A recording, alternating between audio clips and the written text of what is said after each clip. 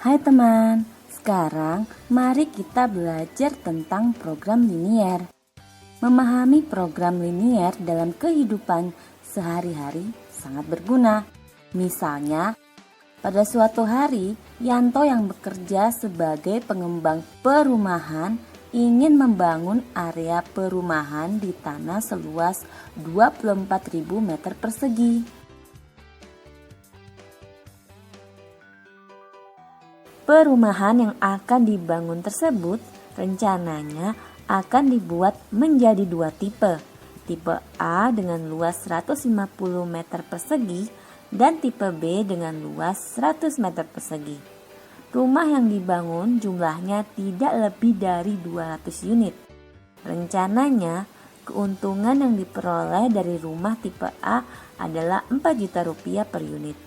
Sementara rumah tipe B adalah 3 juta per unit. Agar mendapatkan keuntungan yang maksimal, Yanto harus teliti dalam merancang pembangunan berapa jumlah tipe A dan tipe B. Untuk menyelesaikan masalah tersebut, Yanto dibantu oleh rekan kerjanya yaitu Yanti.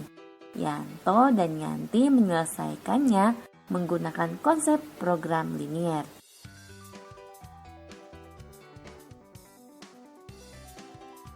Seperti apa ya cara yang dilakukan Yanti dan Yanto dengan menggunakan konsep program linier dalam masalah tersebut?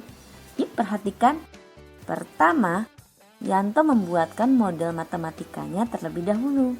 Yanto menyusun fungsi objektif atau fungsi sasarannya.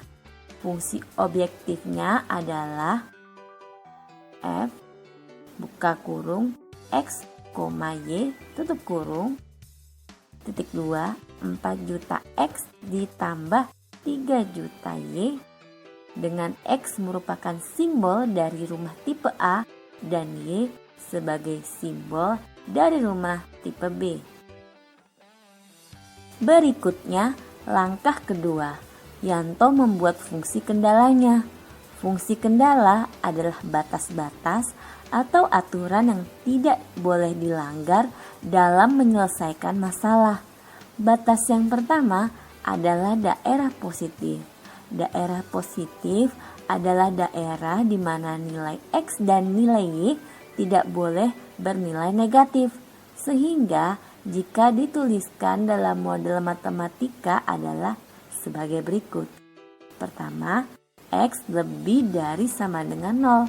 Kedua, Y lebih dari sama dengan 0. Mengapa X dan Y harus lebih besar sama dengan 0? X dan Y masing-masing merupakan jumlah rumah tipe A dan tipe B. Karena jumlah rumah tidak akan pernah bernilai negatif, maka X dan Y harus lebih besar sama dengan 0.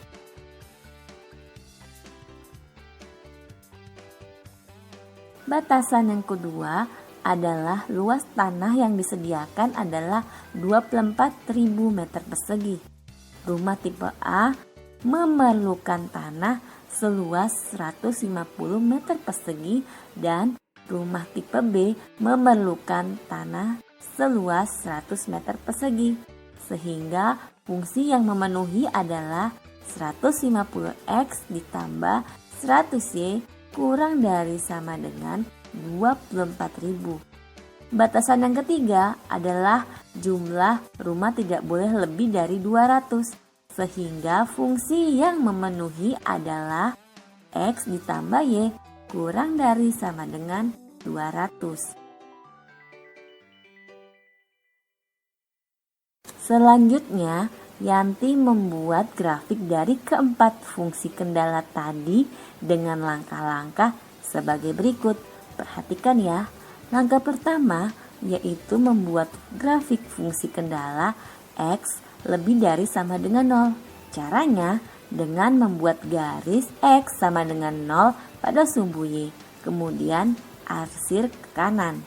Langkah kedua, membuat grafik fungsi kendala Y lebih dari sama dengan 0. Caranya dengan membuat garis Y sama dengan 0 pada sumbu X. Kemudian arsir ke atas. Langkah ketiga, membuat grafik fungsi kendala 150x ditambah 100y kurang dari sama dengan 24.000. Ternyata fungsi kendala ini dapat disederhanakan. Dapat disederhanakan jika semuanya dapat dibagi dengan jumlah yang sama. Yanti menyederhanakannya seperti ini, bagi dengan 50.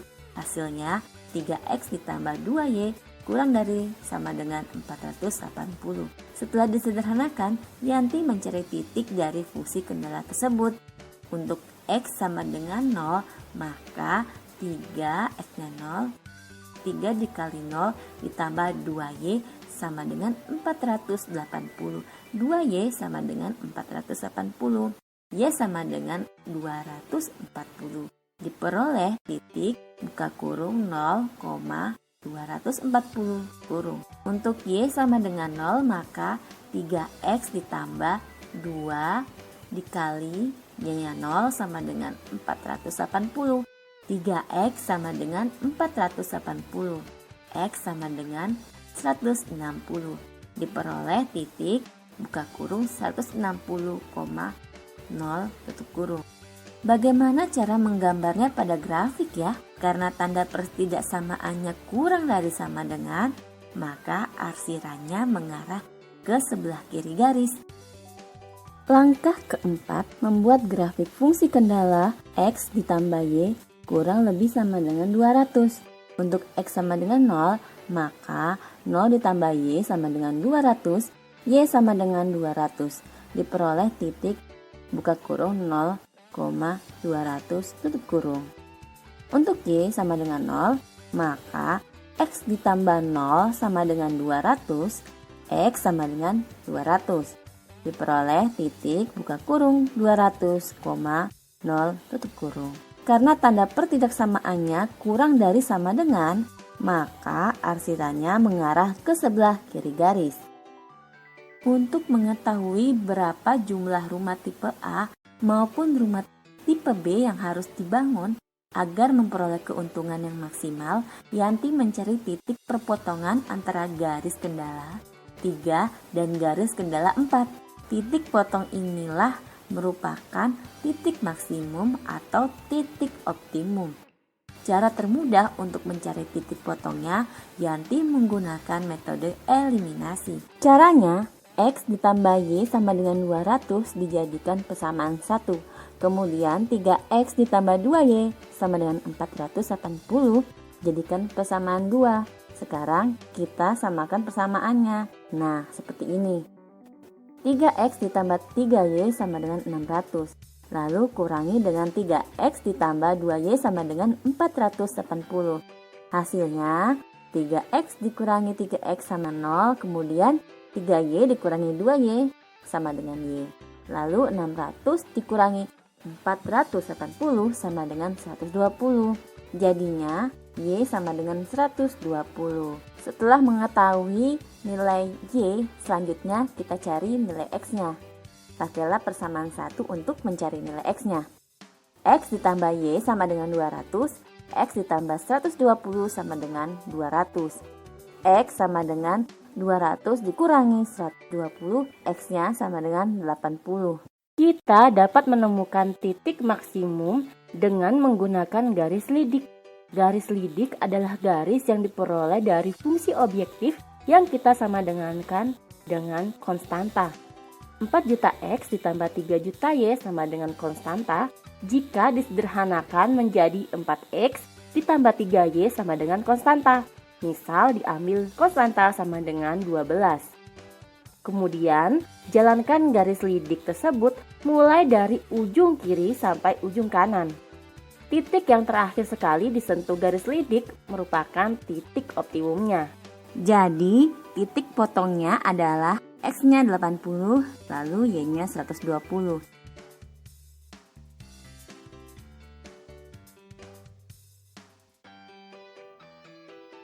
Itu artinya rumah tipe A yang harus dibangun Yanto berjumlah 80 unit, sedangkan rumah tipe B harus dibangun sejumlah 120 unit agar mendapatkan keuntungan yang maksimal.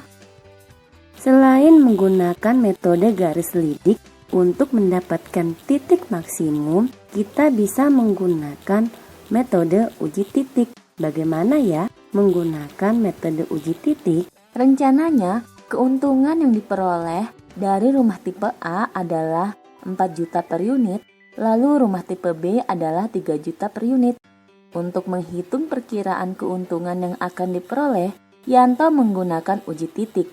Caranya, Yanto menjadikan keuntungan yang diinginkan sebagai fungsi objektif, di mana tiap titik yang ada di daerah penyelesaian disubstitusikan ke fungsi objektifnya.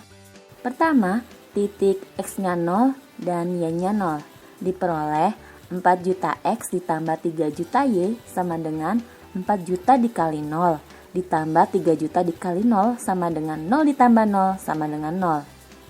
Yang kedua, titik X-nya 0 lalu Y-nya 200 diperoleh 4 juta X ditambah 3 juta Y sama dengan 4 juta dikali 0 ditambah 3 juta dikali 200 sama dengan 0 ditambah 600 juta sama dengan 600 juta. Yang ketiga, titik X-nya 160 lalu Y-nya 0 diperoleh 4 juta X ditambah 3 juta Y sama dengan 4 juta dikali 160 ditambah 3 juta dikali 0 sama dengan 640 juta ditambah 0 sama dengan 640 juta. Keempat, yang terakhir, mensubstitusikan titik optimum atau titik potong ke fungsi objektifnya.